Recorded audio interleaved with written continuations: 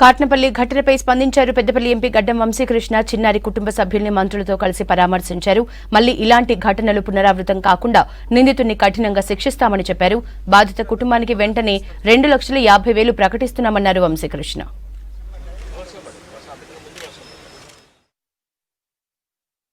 బీహార్ నుంచి వచ్చిన ఒక క్రూరమైన రాక్షసుడు చిన్న తల్లి మీద చేసిన చెడు పనులన్నీ మేమందరము మంత్రివర్యులు శ్రీధర్ బాబు గారితో సీతక్క గారితో పరిశీలించి ప్రభుత్వ తరఫున నుంచి సీఎం రేవంత్ రెడ్డి గారు ఈ విషయం మీద చాలా సీరియస్ అయ్యి దాని మీద ఇమ్మీడియట్ యాక్షన్ తీసుకోమని చెప్పి సందేశించారు. అదే విధంగా పోలీసు కూడా ఆ సంఘటన ఆయన వెంటనే బీహార్ నుంచి వచ్చిన ఆ రాక్షసుడిని పట్టుకొని రిమాండ్ చేయడం జరిగింది. చట్ట ప్రకారం అతనికి తక్షణమే తగిన శిక్ష కలగాలని చెప్పి మేము ప్రభుత్వం తరఫున పోలీస్కి కూడా ఆదేశాలు ఇవ్వడం జరిగింది. ఆ బాధితుల కుటుంబాన్ని ప్రభుత్వం అండదండగా ఉంటుందని చెప్పి వాళ్ళకి ధైర్యం ఇవ్వడం జరిగింది. ప్రభుత్వ తరఫు నుంచి ఆ చిన్నారి తల్లిదండ్రులకు ఒక ఇల్లు ఇప్పించాలని చెప్పి కలెక్టర్ గారితో మాట్లాడడం జరిగింది. అదే విధంగా వారికి 2.5 lakhs ఎక్స్గ్రేషియా అమౌంట్ కూడా